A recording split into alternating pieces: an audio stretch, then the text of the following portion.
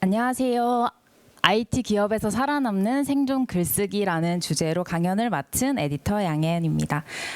여러분도 저도 원래는 이제 애니 보고 영화 보고 좀 쉬어야 할 주말인데 이 귀한 시간 아깝지 않게 도움되는 이야기 들려드리도록 하겠습니다. 네, 제 소개를 짧게 드리자면 현재 IT 기업에서 콘텐츠 에디터로 일하고 있고요. 이전에는 출판 에디터, 그리고 로컬 콘텐츠 스타트업 에디터, 영화제 홍보팀, 그리고 3D 안경 제조 스타트업 등 다양한 분야에서 경험을 쌓아왔습니다. 제가 이직을 할 때마다 왜 이렇게 여러 분야에서 일을 해왔나요? 커리어가 하나의 이야기로 이어지지 않습니다. 라는 말을 듣곤 했었는데요.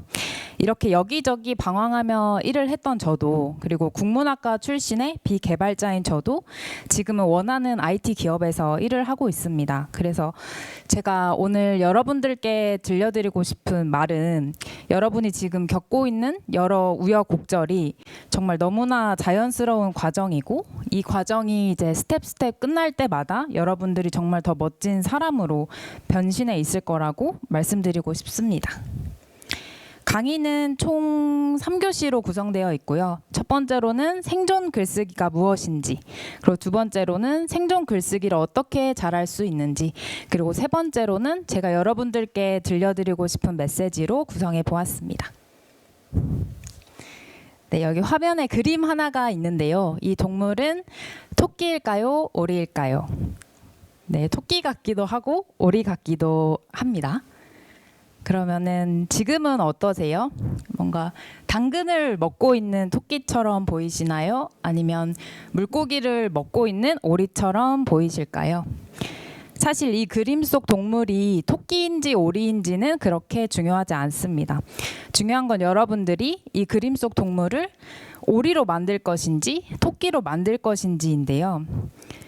제가 대학생쯤 읽었던 도서 이제 책 프레임에 이런 내용이 담겨 있습니다. 우리가 살면서 부딪히는 문제들은 잘 구조화되지 않은 문제가 대부분이다. 세상 자체가 애매함으로 가득 차 있기 때문입니다. 저는 특히 요즘처럼 기술의 변화가 굉장히 빠르게 진행되고 있고, 그리고 사회 이해관계가 복잡도가 굉장히 올라간 세상일수록 우리가 오리로 만들 것인지 이런 토끼로 만들 것인지에 대한 이런 프레이밍을 짜는 생존 글쓰기가 굉장히 중요해졌다고 생각합니다. 그럼 정리를 해볼게요. 생존 글쓰기란 무엇일까? 를 정리해보면 전체 맥락을 이해하고, 때론 감성을 써서, 때론 이성을 써서, 그리고 구조화하며, 그리고 각자의 입장을 대변하는 설득의 글쓰기라 생각합니다. 여러분들도 앞으로 글쓰기를 접근하실 때 문장을 잘 써봐야지라는 접근보다는 얼마나 구조를 촘촘하게 짤 수 있는가, 그 역량을 내가 갖췄는가로 접근하시면 좋습니다.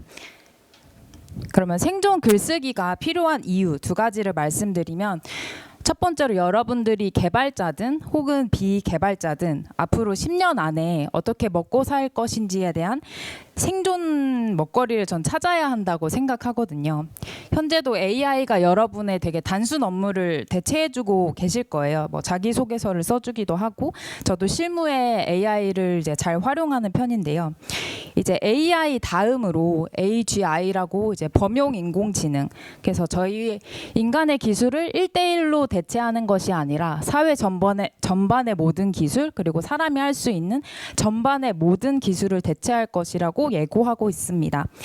물론 저는 이 미래가 5년 뒤에 올지, 그리고 10년 뒤에 올지, 그리고 30년 뒤에 올지는 모릅니다. 다만 이 인공지능 시대에 살고 있는 우리가 고민해야 되는 거는, 그래서 더 인간적인 고유한 영역이 무엇일까는 끊임없이 전 찾아야 된다고 생각하는데요. 그건 사람의 태도일 수도 있다고 생각하고요. 뭔가 휴먼 터치나 따뜻한 환대같이 대면으로 감동을 주는 거는 인간이 유일하게 할 수 있는 거라 생각하고, 또 한 가지는 판단력을 얼마나 날카롭게 가져갈 수 있는가도 인간의 고유한 영역이라 생각합니다. 그렇기 때문에 계속 이런 프레임을 짜는 생존 글쓰기를 연습하시라고 말씀드리고 싶고요. 두 번째로는 회사에서 생존해야 하기 때문입니다. 뭔가 회사에서는 당연히 실력이 가장 중요한데요. 근데 회사도 사람들이 모여 있는 사회적 공간이기 때문에 논쟁을 하기도 하고 협업을 하기도 하고 연봉 협상을 하기도 하고 그 모든 과정에서 자신을 잘 프레이밍할 수 있는 이런 생존 글쓰기가 절대적으로 필요합니다.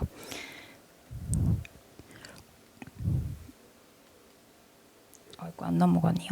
됐다. 그럼 이제부터 생존 글쓰기를 어떻게 해야 하는지 차근히 알아볼 텐데요. 사실 생존 글쓰기라는 건 여러분도 아마 해보신 경험이 분명 있을 것입니다.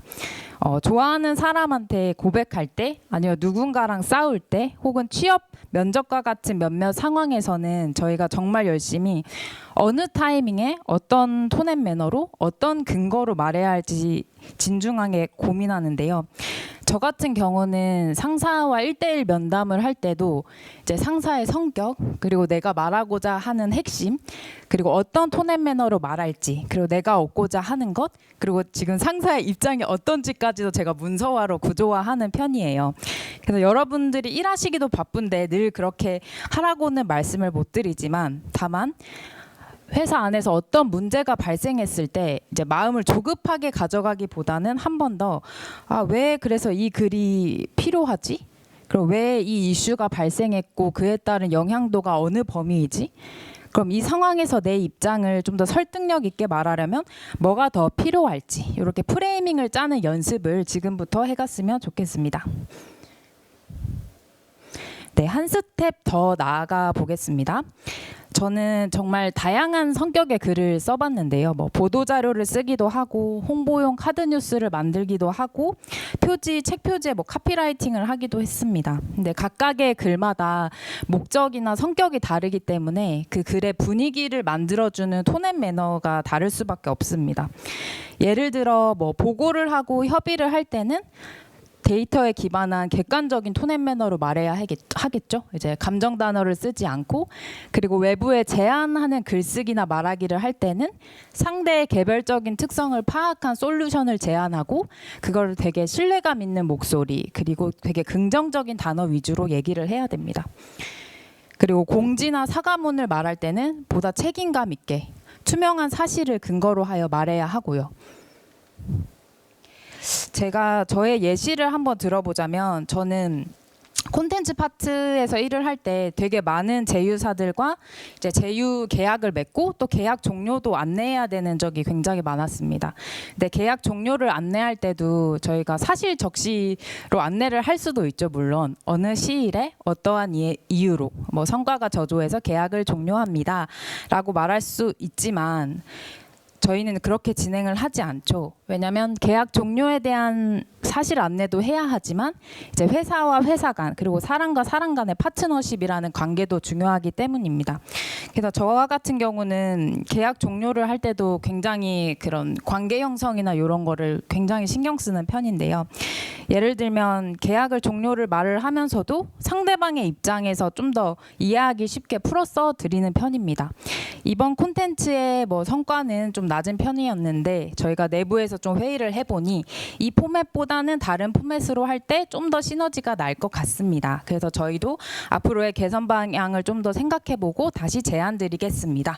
이런 식으로 메일을 드리는 편이고요. 이렇게 나의 입장, 그리고 상대방의 입장, 그리고 톤 앤 매너를 고려할수록 여러분이 맺는 모든 인간관계에서 좀 더 긍정적인 방향으로 흐를 수 있다고 말씀드리고 싶습니다. 이제 다음으로 이제 회사 안에서의 생존 글쓰기 예시도 가져와 봤는데요. 여러분이 어떤 회사를 다니던 정말 수시로 이제 슬랙에서 태그도 당하고 이거 누가 잘못했어, 이거 어떻게 해결할 거야? 라는 논쟁도 수시로 발생합니다. 그리고 여러분의 업무를 되게 잘 공유해야 되는 자리도 되게 많고요. 근데 그럴 때마다 급하게 이제 답변을 하기보다는 여러분도 여러분의 입장을 어떻게 프레이밍해서 가져가야 할 것인지를 한 번 더 생각해 보시는 게 좋습니다. 예를 들어 업무 요청을 할 때도 사실은 바쁜 실무자의 시간을 뺏는 거거든요. 그래서 저 도와주세요. 아무리 급하더라도 이렇게 대뜸 말씀하시면 안 되고, 그것보다는 협업을 제안하면서 보다 더 나은 결과물을 기대한다는 뉘앙스로 말씀하셔야 합니다. 지금 표에 보시는 건 너무나 간단한 예시 문장들이고요. 사실은 이런 상황들의 복잡도가 커지면 정말 A4 두세 장은 거뜬히 넘어가는 정말 생존 글쓰기를 써야 되는 상황들이 발생합니다. 그래서 저희 팀 안의 상황도 있고 옆 팀의 상황도 있고 회사 밖의 상황도 있고, 그리고 그 모두를 고려한 생존 글쓰기를 이제 지금부터 차근히 연습해 보셨으면 좋겠습니다. 근데 지금 여기에 와보니 대부분이 개발자 분들이신 것 같아요. 그리고 개발자로 이제 취업을 준비하시는 분들일 것 같아서 저희가 그럼 글쓰기가 너무 낯설고 어렵게 느껴지신다면 어떻게 접근하면 좋을지를 말씀드리고자 하는데요. 저희가 실생활에서 정말 많은 글말을 마주하잖아요. 그럴 때마다 어떤 관점으로 써 있는지 한 번 더 그 프레이밍을 학습하면은 굉장히 도움이 많이 됩니다. 그래서 간단한 방법 4가지를 설명드리자면, 첫 번째로 신문 기사를 읽을 때도 이렇게 큰 이슈가 있었네라고 끝내기보다는 이 글로 하여금 누가 이 글 보는가, 그리고 누구를 위한 프레이밍이 짜여 있는가를 한 번 더 물어보면서 좀 논리 구조를 학습해 보시는 게 좋습니다. 그리고 두 번째로 이제 숨겨진 단어의 뉘앙스를 파악해보는 연습도 굉장히 좋은데요. 저희가 책 표지나 뭐 음식점 메뉴판 등등 저희가 보는 모든 단어에는 사실 의도가 숨겨져 있습니다. 그래서 얼마 전에 저는 프랜차이즈 이제 카페를 이제 방문했었는데요. 거기에 이제 작은 공지문으로 메뉴 가격 조정이라고 안내가 되어 있었습니다. 근데 메뉴 가격을 인상한다는 내용이었는데 굳이 조정이라는 단어를 쓴 이유는 뭘까요? 그러니까 인상보다는 조정이 좀 더 저항감이 덜 드는 단어이기 때문인데요. 하나 더 예시를 들어보자면, 보류 거절이라는 확신의 단어보다는 검토 중이라는 단어가 보다 다른 결말을 품어줄 수 있는 좀 더 넓은 이야기라 부드러운 느낌을 주는 뉘앙스를 갖고 있습니다.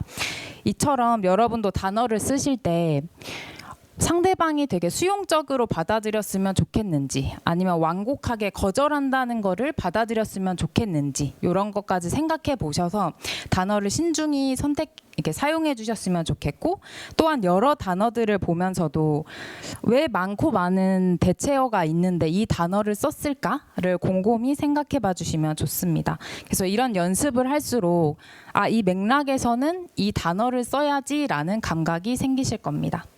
그리고 3번, 4번의 경우도 마찬가지인 맥락인데요. 길 가다가 보이는 안내판이나 여러분이 매일 받고 계신 많은 광고 메시지의 경우도 좀 유심히 살펴보실 것을 추천드립니다.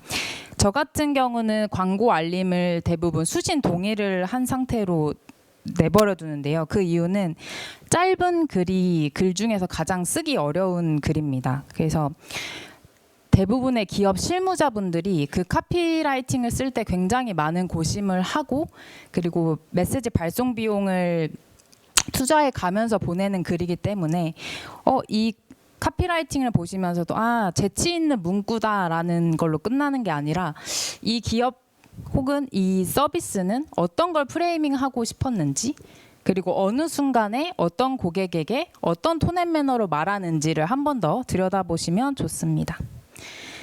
그래서 스스로 그 문구를 한번 고쳐보기도 하고요.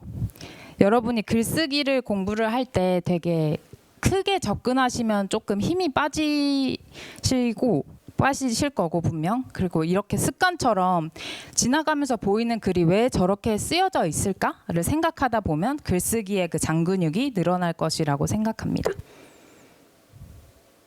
네, 그래서 이제 정말 마지막으로 들려드릴 얘기인데요. 여기 좀 초록초록해 보이지만 시든 나무 한 그루와 아픈 마을 사람들과 수개월 전 설립된 공장이 있습니다. 이런 문장을 들으셨을 때 여러분들이 한번 영화 감독이 되었다 생각하고 어떤 이야기 구조로 풀어볼지를 한번 생각해 봐주시면서 이야기를 들어봐 주셨으면 좋겠습니다.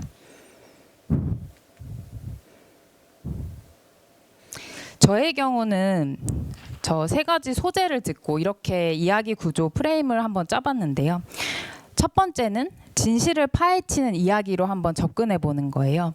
그래서 마을의 상징인 오래된 나무가 갑자기 시들어가고 있고 주민들은 아프고, 근데 그 원인이 뭘까 기자들이 막 탐사하고 있는데 알고 보니 몇 개월 전에 세워진 그 공장이 아니라 윗 마을에 또 다른 불법 매립장에서 흘러온 또 다른 진실이 숨겨 있었다.